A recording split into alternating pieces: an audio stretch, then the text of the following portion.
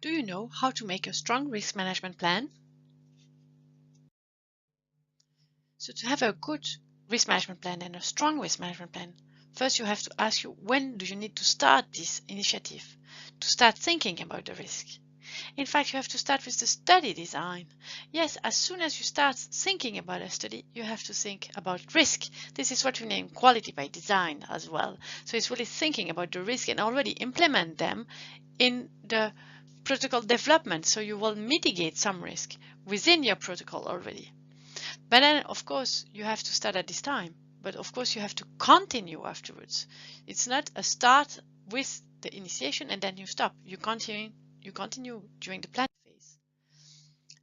Indeed, during the planning phase, you will have to ensure that everybody is around the table to continue working on this risk management plan. So you will have some risk already mitigated in your protocol, but anyway, new risk will appear with the development of your protocol.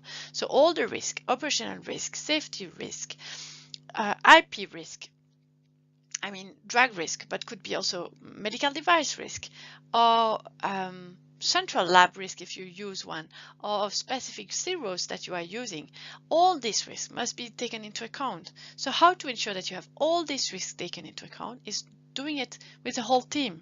So it's really something that you need to do as a team and to discuss as a team, to define the risk as a team, to define which one you want to mitigate and which one you will act on. And that's the only way to ensure that you have a strong risk management plan. It doesn't mean that you need to mitigate all the risk, but you need to decide which one you want to mitigate, which one are really important to mitigate. So, what is the secret to have a good, strong risk management plan? Is a good communication from the very beginning around the risk.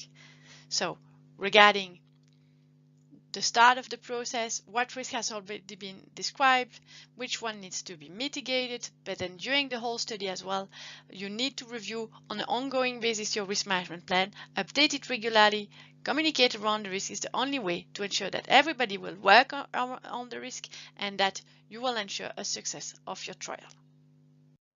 If you want to know more about risk management in clinical research, you can follow the course.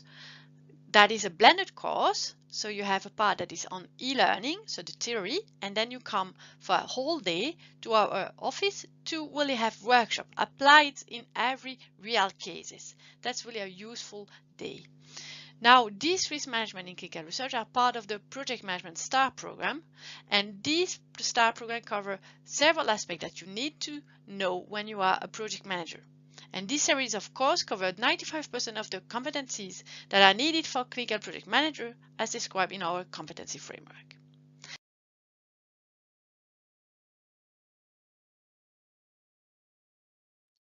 You want to know more about this specific topic or about our STAR program?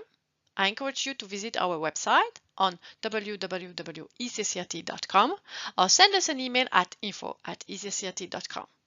I'm looking forward to seeing you at our courses soon.